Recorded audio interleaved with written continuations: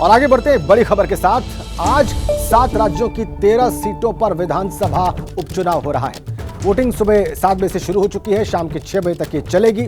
13 जुलाई को इस उपचुनाव के नतीजे आएंगे और ये उपचुनाव पश्चिम बंगाल में 4, हिमाचल प्रदेश में 3, उत्तराखंड में 2, पंजाब, तमिलनाडु और बिहार में 1-1 सीट पर हो रहा है।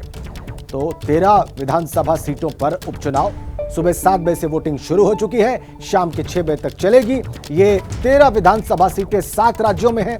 हमने आपको राज्यवार सीटों की संख्या बताई, जहां पर वोटिंग शुरू हो चुकी है सुबह 7 बजे से और शाम के 6 बजे तक चलेगी।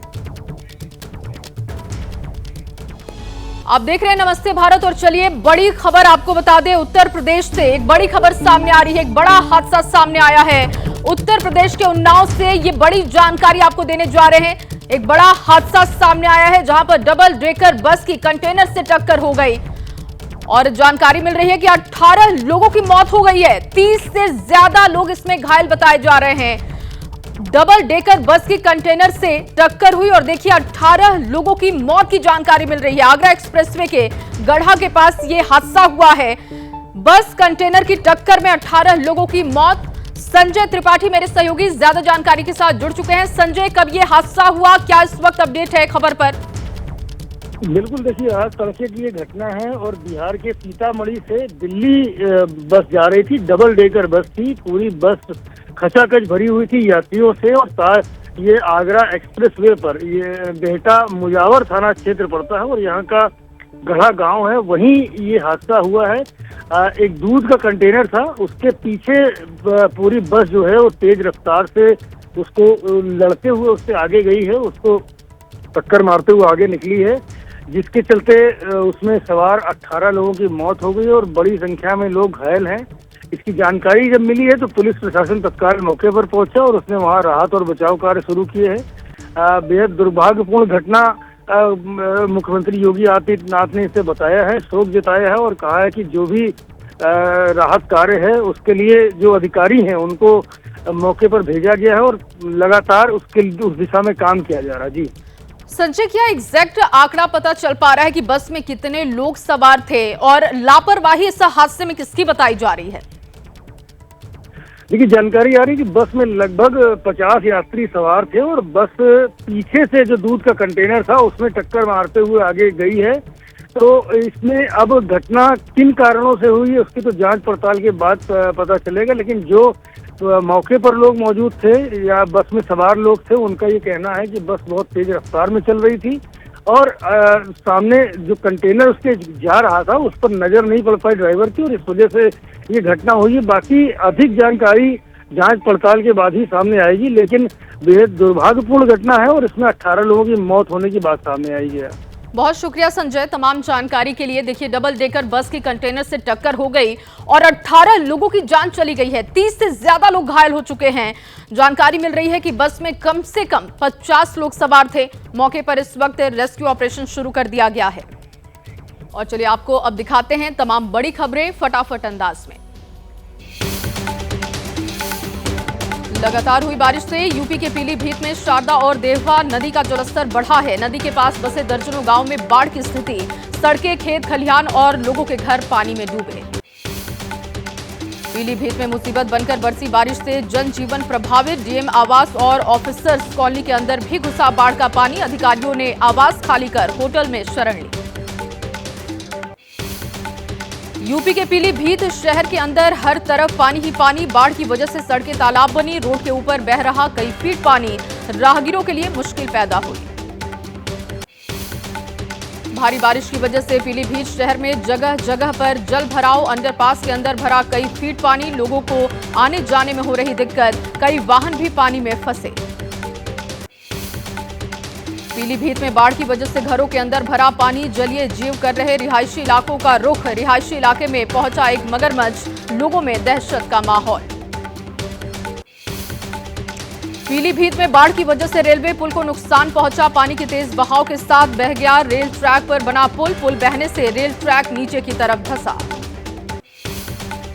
बुलंदशहर में भारी बारिश की वजह से शहर में जल भराव। सड़क से गुजरते समय पानी में फंसकर बंद हुई स्कूल वैन। बस में सवार थे बच्चे। मदद की गुहार लगाते हुए बच्चे दिखाई दिए। बलरामपुर में खतरे के निशान को पार कर रही राप्ती नदी का जलस्तर खतरे के निशान से 64 सेंटीमीटर ऊपर। इलाके के कई गांव में घुसा बाढ़ का पानी। यूपी के बलिया में उफान पर आई सरयू नदी। बेरिया तहसील क्षेत्र के कई गांव में बाढ़ की स्थिति। गोपालनगर टांडी गांव में भी घुसा सरयू का पानी। नदी में समाये लोगों के छेक है। बलिया में सरयू का जलस्तर बढ़ने से नदी किनारे पर बसे लोगों की मुश्किलें बढ़ी। कई लोगों ने अपने पक्के मकान तोड़कर निकाली ईंटें। ट्रैक्टर ट्रॉली में ईंट भरकर सुरक्षित जगहों पर पहुंचे। आज लखीमपुर दौरे पर रहेंगे यूपी के सीएम योगी आदित्यनाथ। शारदा बैराज पर जाकर बाढ़ की स्थिति का जायजा लेंगे। बाढ़ प्रभावितों से भी बातचीत करेंगे। बिहार के लिए भी मौसम विभाग ने जारी किया है अलर्ट। अगले 2 दिनों तक बहुत भारी बारिश की आशंका है। पूर्वी उत्तर प्रदेश में अगले 48 घंटे सावधान रहने की जरूरत। बिहार के पूर्वी चंपारण में गंडक नदी का जलस्तर बढ़ा। इलाके के कई गांव में बनने लगे बाढ़ जैसे हालात। बाढ़ के पानी में डूबा एक स्कूल। गांव को जोड़ने वाले लिंक मार्ग भी पानी में डूबे। पूर्वी मध्य प्रदेश में अगले 2 दिन बहुत भारी बारिश का अलर्ट है, तो असम और मेघालय में भी आज और कल भारी बारिश की चेतावनी।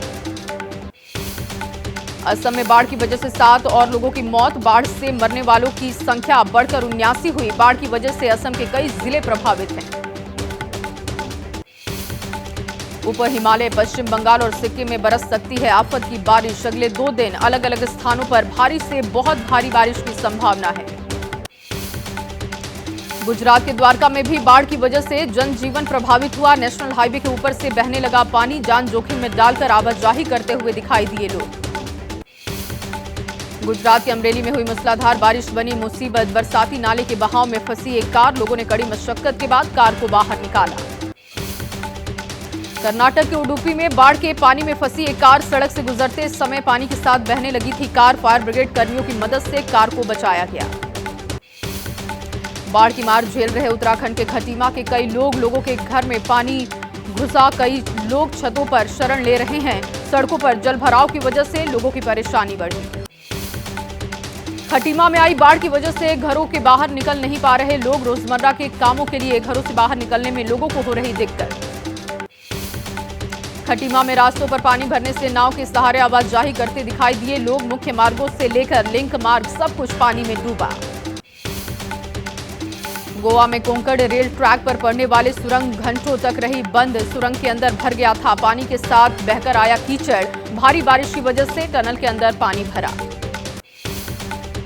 प्रधानमंत्री नरेंद्र मोदी के 2 दिवसीय ऑस्ट्रिया दौरे का आज आखिरी दिन है। ऑस्ट्रिया के राष्ट्रपति से मुलाकात करेंगे पीएम। प्रतिनिधि मंडल स्तर की वार्ता में होंगे शामिल। प्रधानमंत्री नरेंद्र मोदी की वियना पहुंचने पर स्वागत हुआ। होटल पहुंचने पर ऑस्ट्रियाई कलाकारों ने पीएम मोदी के स्वागत में वंदे मातरम गाया। ऑस्ट्रियाई चांसलर कार्ल नेहमर की तरफ से पीएम मोदी के मेहमान नवाजी की गई। ऑस्ट्रियाई चांसलर की तरफ से रखा गया रात्रि भोज। इस दौरान पीएम ने भारतीय प्रवासियों का अभिवादन किया। वियना में दोपहर 1:30 बजे पीएम मोदी का होगा जोरदार स्वागत। दिया जाएगा गार्ड ऑफ ऑनर। दोपहर 1:45 बजे ऑस्ट्रिया के चांसलर कार्ल नेहमर और पीएम मोदी के बीच द्विपक्षीय वार्ता भी होगी। दोपहर 3 बजे ऑस्ट्रिया और भारत की व्यापारिक बैठक होगी। शाम 5:30 बजे राष्ट्रपति से मुलाकात का कार्यक्रम है। प्रमुख लोगों से भी होगी मुलाकात। कार्यक्रम के आखिर में भारतीय समुदाय के लोगों को संबोधित करेंगे पीएम मोदी। रात 10:25 पर होगा पीएम मोदी का संबोधन। पीएम नरेंद्र मोदी को रूस का सर्वोच्च सम्मान मिला। रूसी राष्ट्रपति व्लादिमीर पुतिन ने प्रधानमंत्री नरेंद्र मोदी को Order of Saint Andrew the Apostle से किया सम्मानित। मॉस्को में पीएम नरेंद्र मोदी और पुतिन के बीच बातचीत भी हुई। पीएम मोदी ने उठाया आतंकवाद और जंग का मुद्दा। कहा बम बंदूक से नहीं, बातचीत से संभव है समाधान। पीएम नरेंद्र मोदी ने मॉस्को के एग्जीबिशन सेंटर में एटीओएम पवेलियन का दौरा किया। इस दौरान पीएम के साथ रूस के राष्ट्रपति भी मौजूद रहे। मॉस्को में भारतीय समुदाय को पीएम मोदी ने संबोधित किया। कहा तीसरे टर्म में तिगुनी ताकत से करूंगा काम। भारतीय समुदाय को गिनाई सरकार की उपलब्धियां। मॉस्को के मेमोरियल पहुंचे पीएम नरेंद्र मोदी। पीएम मोदी ने शहीदों को श्रद्धांजलि दी। दूसरे विश्व युद्ध के शहीद जवानों को प्रधानमंत्री ने नमन किया। प्रधानमंत्री नरेंद्र मोदी ने रूसी सांस्कृतिक ग्रुप के कलाकारों से भी मुलाकात की। कलाकारों ने पीएम नरेंद्र मोदी के स्वागत में किया था परफॉर्म। जम्मू कश्मीर में आतंकियों से मुठभेड़ जारी है। सुरक्षा बलों ने डोडा के पहाड़ी और जंगल से घिरे इलाकों में आतंकियों को घेरा है। रुक रुक कर जारी है दोनों तरफ से गोलीबारी। कठुआ पहुंची एनआईए टीम, आतंकी हमले की जांच में जुटी। घटनास्थल का दौरा किया। आतंकियों के हमले में 5 जवान शहीद हुए। जम्मू में कठुआ जिले के बिलावर में सर्च ऑपरेशन जारी है। डीजीपी आरआर स्वैन ने जम्मू के एडीजी के साथ घटनास्थल का दौरा किया। जिले के पुलिस अधिकारियों के साथ अहम मीटिंग की। कठुआ के बिलावर उप जिले में आतंकियों ने किया था हमला। बरनूड इलाके में सेना के वाहनों को बनाया था निशाना। कायराना हमले में 5 जवान शहीद हुए। कठुआ आतंकी हमले में उत्तराखंड के 5 सपूत शहीद। आज शहीदों को अंतिम विदाई दी जाएगी। टिहरी और पौड़ी गढ़वाल के 2-2, रुद्रप्रयाग का रहने वाला एक सपूत भी शहीद हुआ। देहरादून के जौली ग्रांट एयरपोर्ट पर सीएम धामी ने शहीदों को नमन किया। कठुआ में हुए आतंकी हमले में उत्तराखंड के रहने वाले 5 जवानों को श्रद्धांजलि अर्पित की गई। उत्तराखंड में छाई शोक की लहर। सीएम धामी ने कहा, बलिदान व्यर्थ नहीं जाएगा, देश इसका जवाब देगा और आतंकवाद का खात्मा होगा। हम उनके सम्मान के लिए सब कुछ करेंगे। रुद्रप्रयाग के रहने वाले शहीद आनंद सिंह, पौड़ी गढ़वाल के कमल सिंह थे और अनुज नेगी भी। टिहरी गढ़वाल के रहने वाले आदर्श नेगी और विनोद सिंह। रुद्रप्रयाग के कांडा भरदार के रहने वाले थे शहीद आनंद सिंह रावत। शहादत की सूचना मिलते ही घर पर लगा ग्रामीणों और आसपास के लोगों का जमावड़ा। घर का माहौल गमगीन हुआ। टिहरी जिले के थाती गांव के आदर्श नेगी भी शहीद हुए। सूचना मिलते ही गांव में छा गई शोक की लहर। 26 साल की उम्र में देश के लिए जान न्यौछावर की। सूत्रों के मुताबिक खतरनाक साजिश के तहत पाकिस्तान ने ही कराई पीओके की रावलकोट जेल ब्रेक। 20 आतंकी हुए थे फरार, जिनमें गाजी शहजाद अहमद भी शामिल। शहजाद के भारत में घुसने की भी आशंका। 14 से 15 अगस्त से पहले बड़े हमले की तैयारी में आतंकी थे। सूत्रों के मुताबिक पाकिस्तानी जेल से भागे आतंकियों में से करीब 6 आतंकी भारत में घुसे। 3 बड़े जगहों पर हमले की प्लानिंग है। आतंकी हमले की कांग्रेस ने भी निंदा की। शहीदों को नमन किया। कांग्रेस नेता दीपेंद्र हुड्डा ने कहा, सरकार गंभीरता से ले और आतंकियों को उन्हीं की भाषा में जवाब दे। कांग्रेस नेता सचिन पायलट का बयान, संसद में सरकार करती है दावा, जम्मू कश्मीर में हालात बहुत बेहतर, लेकिन हमारे जवान हो रहे शहीद, सरकार को जवाब देना होगा। कांग्रेस नेता मनीष तिवारी ने कहा, बीते 7 महीने में जम्मू कश्मीर में 24वां आतंकी हमला है। क्यों लगातार हो रहे आतंकी हमले, सरकार से कड़ी कार्रवाई की उम्मीद। कठुआ आतंकी हमले में आरजेडी नेता मनोज झा ने कहा, बड़ी बातें हो रही थीं। धारा 370 हटाए जाने के बाद हालात होंगे सामान्य। क्या ये सामान्य हालात के लक्षण? लोकसभा चुनाव के बाद फिर आमने सामने एनडीए और इंडिया। 7 राज्यों की 13 सीटों पर विधानसभा उपचुनाव के लिए वोटिंग जारी है। 13 जुलाई को आएंगे नतीजे।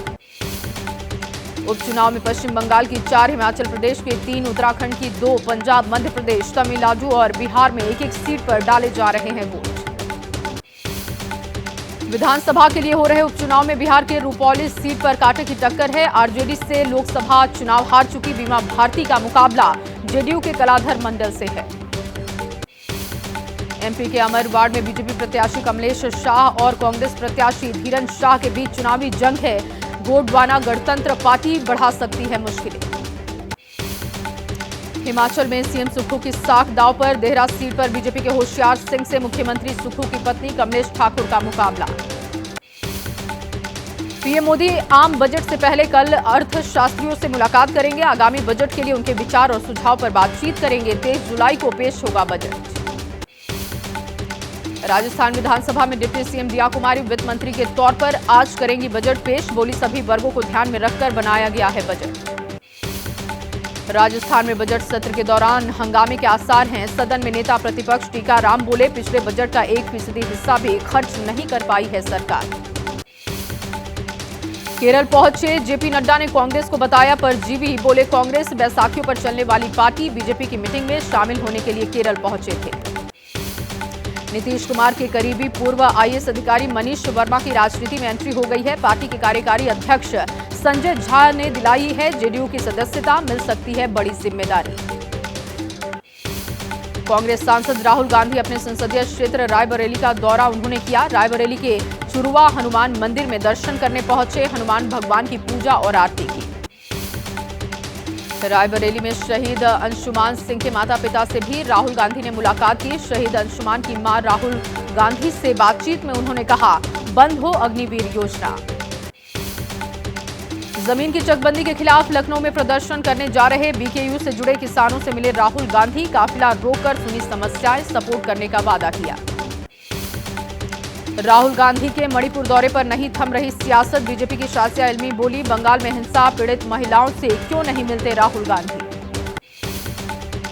पीएम मोदी को मणिपुर जाने की सलाह देने पर भड़की बीजेपी, कहा दूसरों को सलाह देने की जगह कुछ दिन तमिलनाडु में राहुल को बिताने चाहिए, जहां दलित लगातार मर रहे। हरियाणा के पूर्व सीएम और कांग्रेस नेता भूपेंद्र हुड्डा का नायब सिंह सरकार पर वार, बोले प्रदेश के सारे काम दिल्ली में किए जा रहे, हरियाणा में चल रही गुरु चेले की सरकार। कन्नौज से बीजेपी के पूर्व सांसद सुब्रत पाठक पर बीजेपी महिला मोर्चा की जिलाध्यक्ष नेहा त्रिपाठी ने गंभीर आरोप लगाए, बोली शारीरिक आर्थिक शोषण करते आ रहे हैं सुब्रत।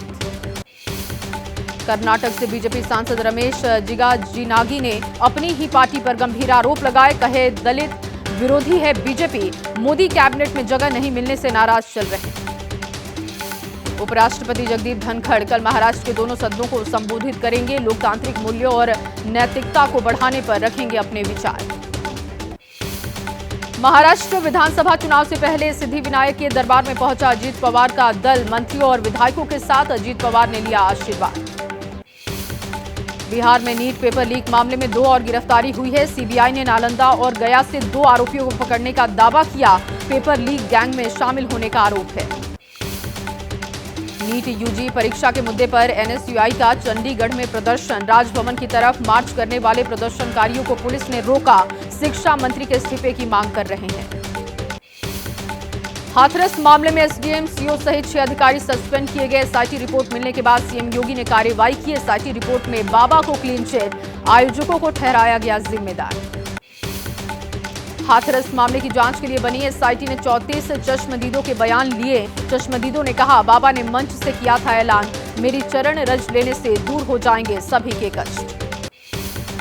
पीड़ित परिवार ने उठाए सवाल, अधिकारियों के निलंबन से नहीं है संतुष्ट, भोले बाबा के खिलाफ हो कार्रवाई, बड़े लोग हैं इसीलिए भोले बाबा के खिलाफ नहीं हो रही कार्रवाई।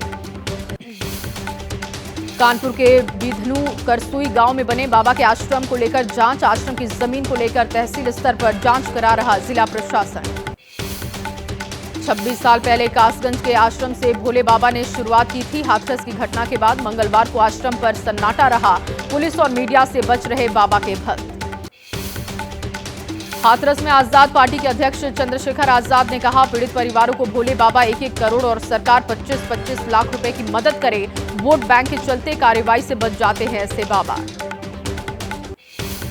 हाथरस में पीड़ित परिवार से मिले केंद्रीय मंत्री रामदास आठवले, पीड़ित परिवार के एक सदस्य को सरकारी नौकरी के लिए सीएम योगी से करेंगे बात, दोषी होने पर बाबा पर होगी कार्रवाई।